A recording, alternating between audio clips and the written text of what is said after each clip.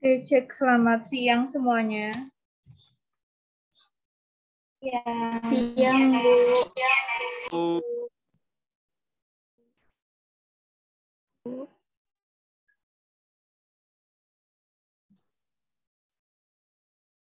Oke.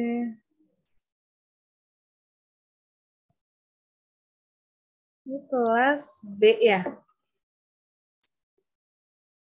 Iya, Bu. Oke, ini pertemuan Solida terakhir ya yang dengan saya. Hari ini kita akan membahas mengenai special tablet dan juga tablet voting. Special tablet di sini maksudnya adalah tablet-tablet yang penghantarannya tidak seperti tablet biasanya. Oke, desain dari tablet itu sendiri kan bermacam-macam ya, tergantung dari tujuan terapinya, misalnya untuk pelepasan obat di mana, atau tergantung ingin pengobatan yang seperti apa, tergantung juga pasiennya.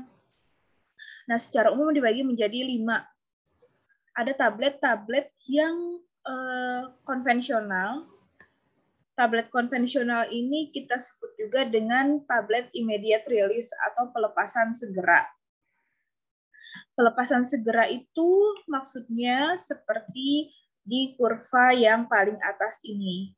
Jadi ketika obatnya masuk ke dalam tubuh, obatnya itu misal tablet ya, tabletnya akan langsung pecah, kemudian akan terjadi proses pelarutan zat aktif dan proses absorpsi sehingga kerja obat dapat segera terjadi.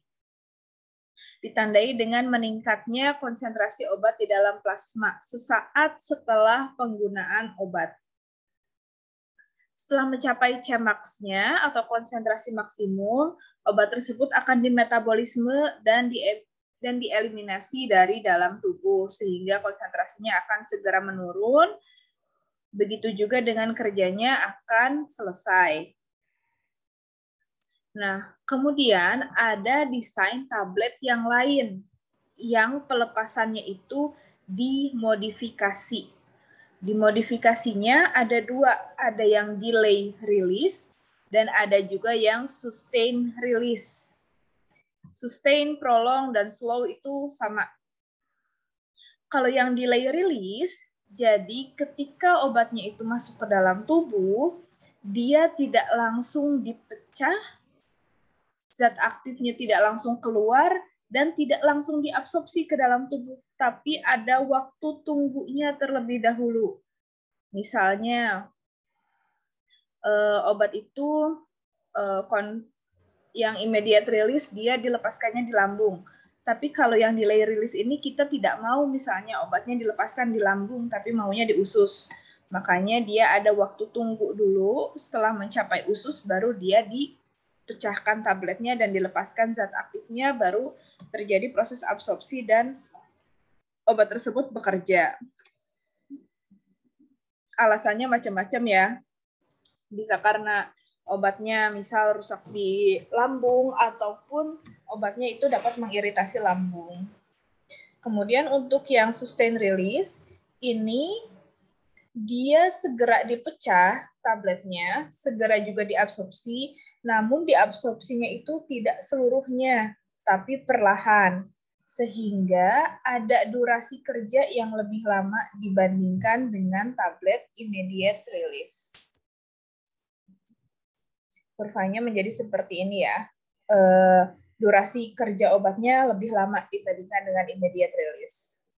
Nah, kemudian ada obat-obatan dengan desain yang lain. Ada yang fast disintegrated, jadi ini tablet yang pecahnya itu segera, biasanya dia pecahnya di mulut. Kalau obat biasa kan pecahnya di lambung ya. Kemudian ada tablet effervescence dan ada tablet kunyah.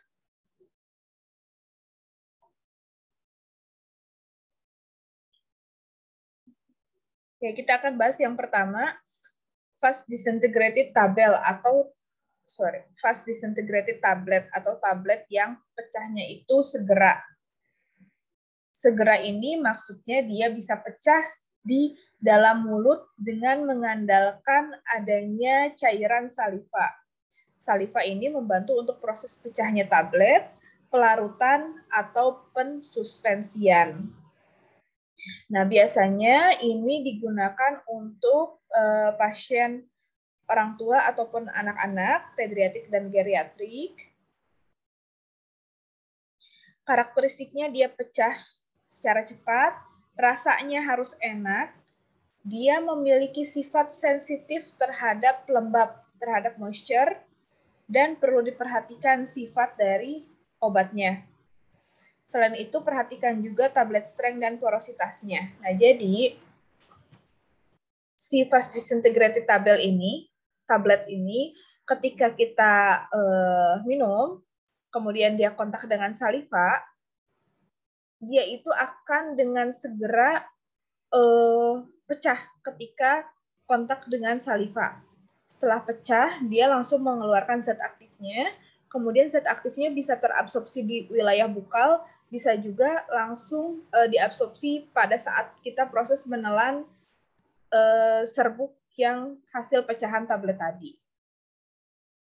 Keuntungannya untuk pasien-pasien yang tadi mengalami kesulitan menelan, ini bisa menjadi solusi, dan terapinya atau waktu kerjanya cenderung lebih cepat dibandingkan dengan tablet normal, karena dia pecahnya lebih cepat, kemudian dia luas juga wilayah absorpsinya, yang tadinya hanya di lambung, dia jadi bisa diabsorpsi di bukal maupun di tenggorokan. Tapi kerugiannya, kita harus memiliki atau menggunakan eksipien khusus, baik itu yang sifatnya enak, karena dia pecah di mulut tadi, dan dia harus punya sifat yang fast disintegrated. Jadi harus peka terhadap keberadaan saliva. Ini ada beberapa contohnya, ada PVP, cross carmelos, dan lain-lain. Ini untuk masking rasanya bisa ditambahkan beberapa masking agent. Ketika kita ingin memberikan rasa yang manis, berikanlah masking agent berupa vanilla, bubblegum, ataupun grapefruit, dan lain-lain. Ini ada contoh fast disintegrated tablet yang sudah dipasarkan. Untuk proses pembuatannya sebenarnya sama persis dengan tablet biasa. Yang membedakan adalah penghancurnya atau disintegrannya menggunakan super disintegran. Artinya dia bisa memecahkan tablet dengan jumlah air yang sangat sedikit dan dalam waktu yang sangat cepat. Nah, tapi biasanya tablet-tablet seperti ini pada saat proses kompaksi atau pencetakan tablet, dia kekerasannya cenderung lebih rendah terkait dengan ini ya. Jadi agar mudah pecah tabletnya, kekerasan dari tabletnya tidak boleh terlalu tinggi dan harus tetap punya porositas. Jadi punya pori-pori untuk tempat masuknya si saliva tadi dalam yang membantu proses pecahnya tablet.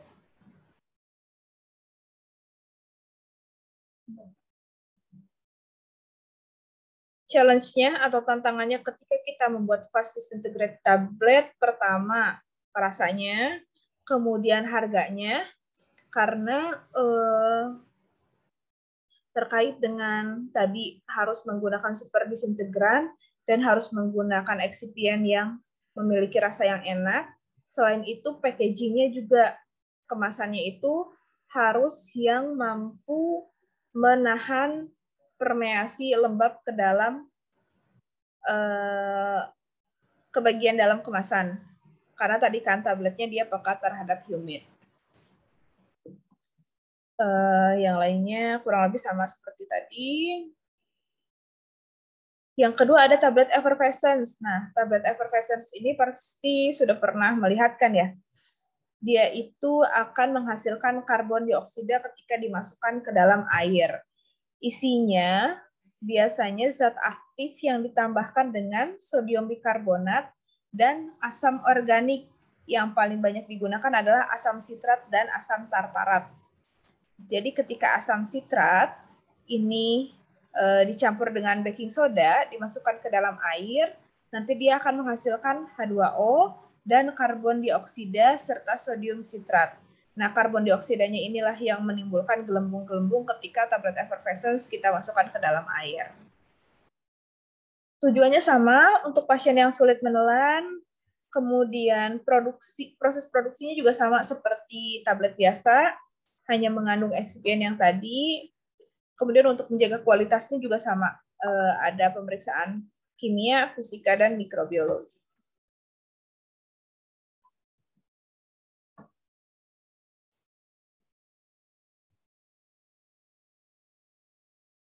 Dan yang ketiga adalah tablet kunyah. Tablet kunyah juga sama, karena dikunyah, maka dia rasanya harus enak. Dan ketika dikunyah, itu dia harus pecah dalam bulir-bulir yang sangat halus. Karena kalau misalnya terlalu besar-besar, pasti nggak enak kan ya di lidahnya. Kayak kita ngunyah pasir, itu nggak enak kan, karena ukurannya besar-besar dan dia tidak mudah hancur. Proses pembuatannya sama dengan tablet biasa. Perbedaannya dia biasanya tidak ditambahkan disintegran. Karena proses pecahnya tablet adalah dengan dikunyah, bukan dengan pemanfaatan kerja disintegran. Diluent yang biasa digunakan adalah diluent yang tadi ya rasanya enak, seperti mannitol, xylitol, sorbitol, dan lain-lain. Excipient lainnya sama persis seperti tablet biasa. Ini beberapa contoh tablet kunyah. Ada antacid ya yang paling sering, itu isinya kalsium karbonat, kemudian ada antibiotik eritromisin, ada juga didanosin. Ini kurang lebih formulanya, jadi ALOH, aluminium hidroksida sebagai zat aktifnya, mannitol sebagai diluent yang rasanya enak, kemudian ditambahkan juga sakarin untuk menambahkan rasa manis. Di sini ada sorbitol.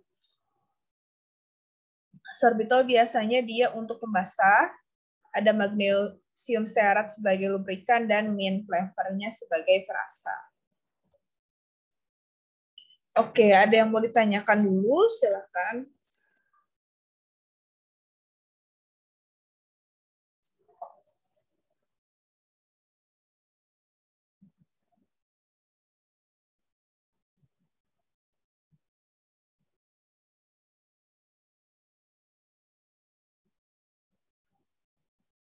Ada yang mau ditanyakan?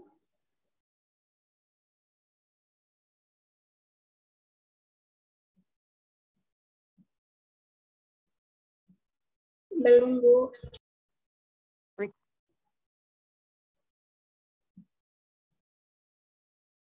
Oke. Bentar ya.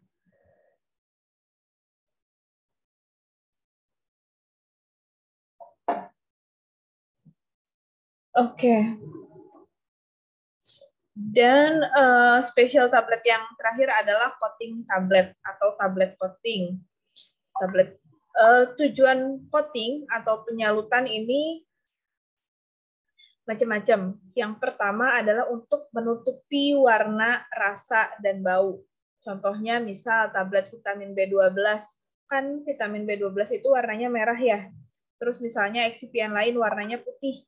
Kan jelek ya ketika dicetak tablet putih terus ada dot-dot merahnya. Nah, itu biasanya kita coating untuk meningkatkan visual atau penampilan.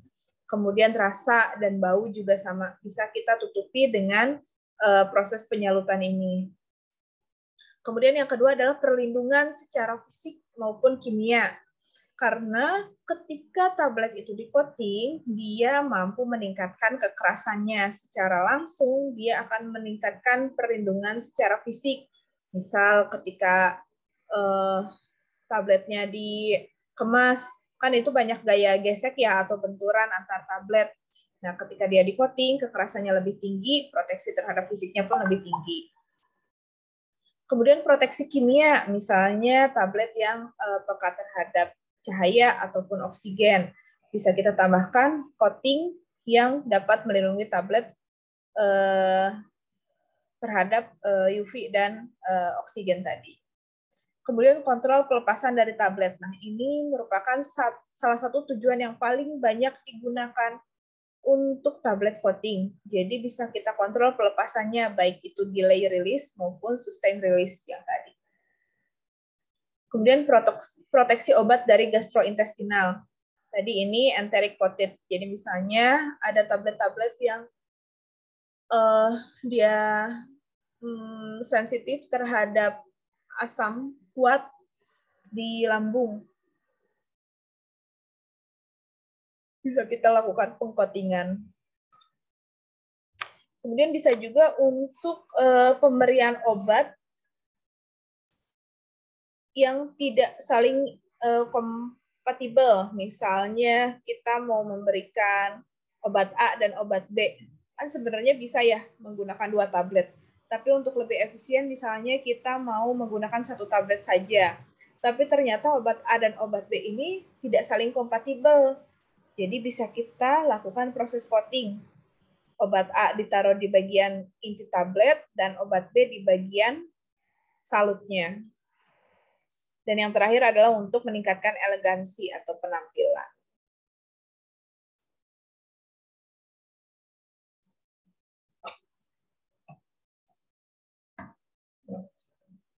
Kemudian hal-hal apa sih yang perlu kita perhatikan dalam proses pengcoatingan atau penyalutan? Yang pertama adalah dari tablet intinya. Tablet inti yang akan dilanjutkan untuk proses coating, dia harus memiliki kekerasan yang cukup atau kekuatan yang cukup. Karena nanti pada saat proses coating itu akan ada gaya gesek baik antar tablet maupun tablet dengan mesin yang beresiko untuk menghancurkan tablet kalau kekerasannya tidak cukup baik. Kemudian tablet juga harus memiliki permukaan yang halus, karena kalau permukaannya tidak halus, nanti si larutan coatingnya ini habis hanya untuk membundarkan atau memperhalus permukaan saja. Kemudian yang kedua dari proses coatingnya, kita harus tentukan mau menggunakan alat yang seperti apa, parameternya apa saja, kemudian harus lihat juga fasilitas dan kelengkapan alatnya. Apakah misal proses coating harus dilakukan di ruangan RH rendah atau tidak, harus di-coating dengan menggunakan lampu UV atau lampu nitrogen. Kemudian dilihat juga prosesnya ini otomatis atau manual atau semi manual. Dan yang terakhir adalah jelas komposisi dari larutan coatingnya. Oke, secara umum itu coating atau salut dibagi menjadi 2. Salut gula dan salut film. Salut gula ini tujuan terbesarnya adalah untuk menutupi rasa, jadi masking ya. Proses dari sugar coating atau salut gula ini terdiri dari beberapa tahap. Yang pertama adalah waterproofing dan sealing. Jadi biasanya pada proses waterproofing dan sealing ini disemprotkan substansi waterproofing seperti shellac atau polimer. Tujuannya adalah untuk menutupi tablet dan melindunginya dari moisture impact dari pengaruh kelembapan. Caranya, tabletnya dimasukkan ke dalam pen seperti ini, kemudian di sini dihembuskan udara kering. Di bagian belakangnya ini sebenarnya dia disemprotkan shellac atau polimer. Pennya ini berputar. Nah, setelah dilakukan spraying shellac atau polimer, selanjutnya dilakukan subcoating atau proses pengcoatingan. Ini menggunakan sirup gula. Isinya ada sukrosa, air, gelatin, akasia, ataupun PVP. Disalut gula hingga didapatkan ukuran dan bentuk yang sesuai. Nah, setelah selesai salut gula, dilakukan proses penghalusan. Ini bisa digunakan, bisa tidak, additional ya. Jadi kalau misalnya kira-kira kurang gula tabletnya atau kurang bobotnya, kita bisa tambahkan lagi. Isinya ada sukrose, starch, dan kalsium karbonat. Terakhir, dilakukan proses finishing dan coloring. Ini biasanya ditambahkan sirup lagi tapi tipis beserta warna. Tapi kalaupun misalnya tidak akan ditambahkan pewarna, nggak apa-apa. Setelah proses finishing, ini sudah jadi nih tablet coatingnya. Nah, bisa ditambahkan imprinting, jadi bisa ditambahkan logo kalau misalnya memang mau. Jadi kan suka ada ya tablet coating yang dikasih logo perusahaan gitu di bagian depannya, atau dikasih logo berapa miligram stringnya, itu bisa. Alatnya kurang lebih seperti ini. Jadi tabletnya disimpan di bagian atas, kemudian dia akan melewati printing yang ada di sini.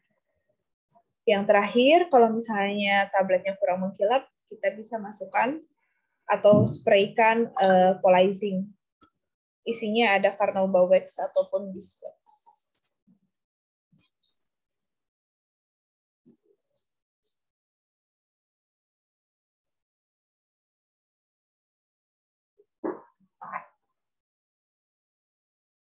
Ini kurang lebih ya, misalnya ini tablet intinya seperti ini, kemudian di sealing coating dulu, tadi menggunakan shellac, kemudian di subcoating, ini larutan gulanya, dan yang di terakhir ditambahkan smoothing coating. Nah, kalau yang film coating,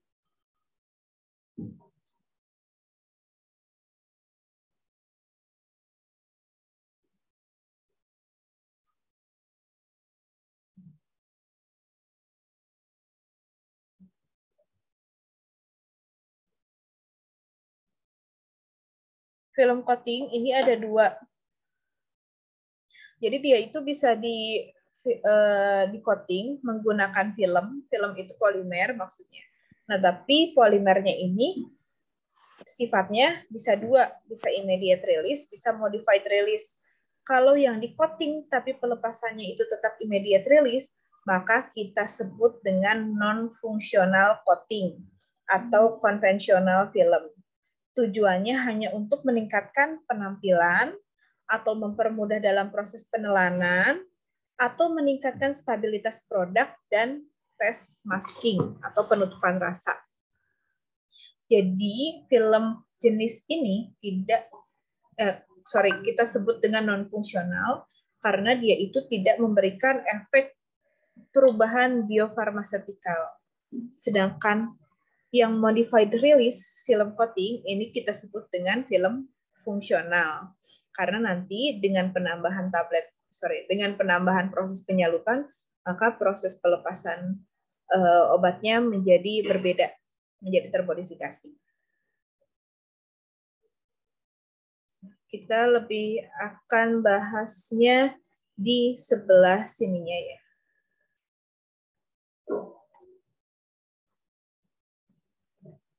Oke. Ada yang mau ditanyakan dulu?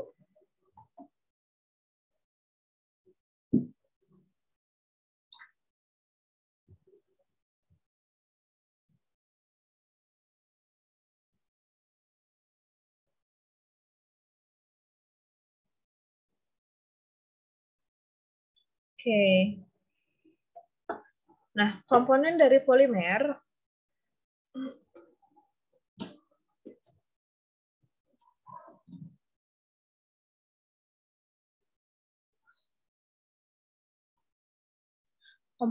polimer itu kita klasifikasikan menjadi 4. Ada polimer selulose ether, vinyl polimer, glikol, dan acrylic acid polimer. Contoh yang paling banyak digunakan ini selulose ether, seperti HPMC. Acrylic acid polimer juga cukup banyak digunakan. Eudragit. Eudragit ini merek dagang ya. Nah, polimer ini kita pilihnya sesuai dengan tujuan penggunaannya. Apakah misal dia ingin modified release, kemudian modified release-nya ingin termodifikasinya berdasarkan apa? Misalnya berdasarkan pH atau hanya berdasarkan waktu. Maka kita pilih polimer yang sesuai. Ini secara umum sih.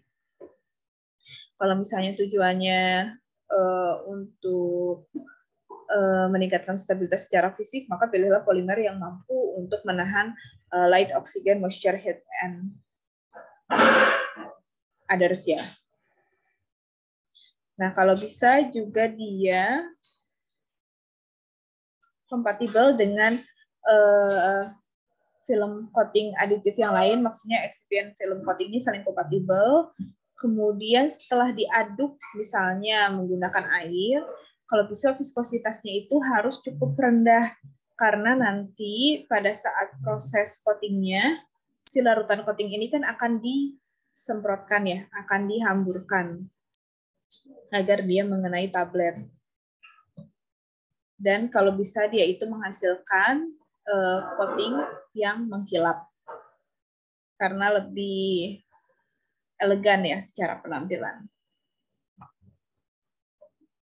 Polimernya ini biasanya ditambahkan 7-18%. Ini kelas-kelasnya ya, tadi sudah disebutkan. Nah, ini contohnya. Misal dia polimer untuk film enteric. Enteric coated ya. Enteric coated itu berarti maksudnya pecahnya di usus. Contoh polimernya ini ada CAP, CAT, HPMCP, PVAP, dan lain-lain. Nah, untuk CAP-CAT ini dia akan terdisolusi atau akan memecahkan, akan terlarut di pH 6, jadi sekitar pH usus. Kemudian untuk yang control release, bisa kita tambahkan siloxane dan ethyl cellulose. Jadi dia itu kelarutan dalam airnya biasanya kecil, sehingga ketika kelarutan dalam airnya itu kecil, dia akan terlarutnya sangat perlahan. Semakin lambat proses pelarutan polimernya, maka akan semakin lambat juga proses pelepasan obat dari tablet intinya. Lebih sama, ini juga kurang lebih sama seperti tadi. Nah, selain polimer, di dalam larutan coating juga biasanya ditambahkan plasticizer. Plasticizer ini berguna untuk menurunkan interaksi antar molekul pada rantai polimer. Jadi si polimernya itu lebih fleksibel. Sifat dari plasticizer itu dia menurunkan tensile strength dan juga elastic modulus. Tapi untuk film adesinya bervariasi. Film adesi ini maksudnya adalah penempelan film ke tablet intinya. Sifat yang paling penting dari plasticizer ini sih, dua yang paling atas, menurunkan tensile strength dan menurunkan elastic modulus, sehingga si filmnya itu lebih fleksibel, kemudian dia menjadi lebih bagus tampilannya di bagian luar tablet intinya tadi. Contoh dari plasticizer ini ada polyol, ada juga organic ester, dan ada oil. Ditambahkannya biasanya 0,5 sampai 2%. Dan yang terakhir adalah koloran, pewarna. Jadi pewarna ini boleh ditambahkan, boleh tidak. Tujuannya macam-macam. Ada untuk meningkatkan penampilan saja, dan juga untuk identifikasi. Ada juga yang dapat memodifikasi permeabilitas terhadap gas. Bisa juga menurunkan resiko counterfeiting produk, jadi bertukar ya. Dan yang terakhir, proteksi zat aktif terhadap cahaya. Ada yang tipenya larut dalam air, ada juga yang tidak larut dalam air. Kalau dyes ini berarti larut dalam air ya. Kalau lake berarti tidak larut dalam air.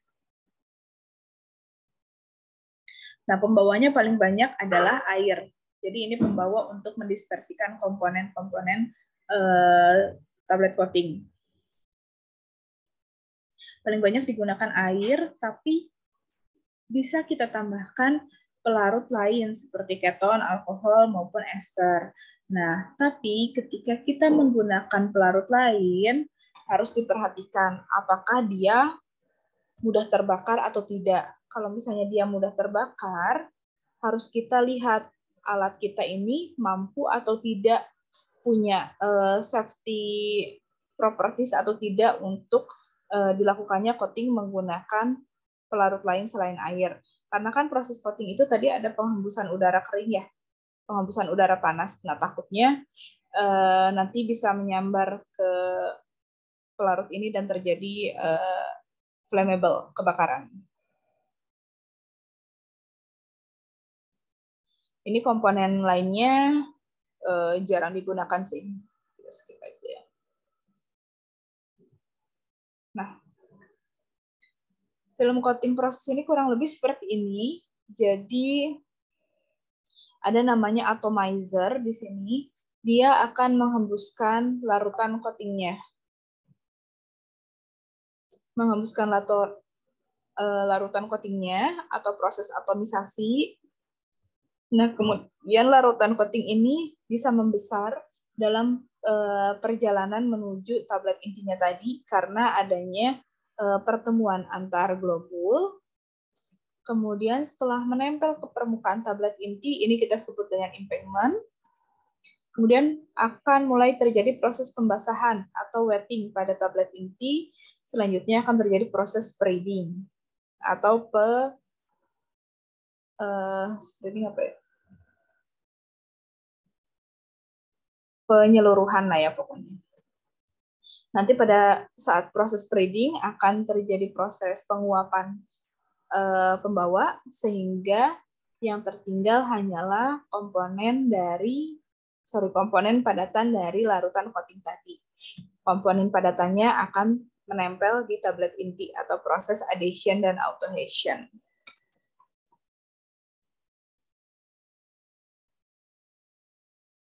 Kita lihat dulu ya.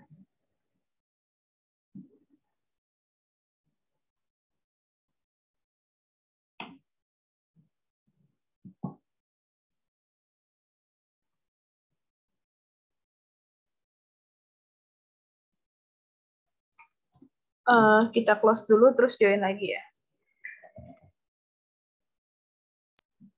Baik, Bu. Baik, Bu.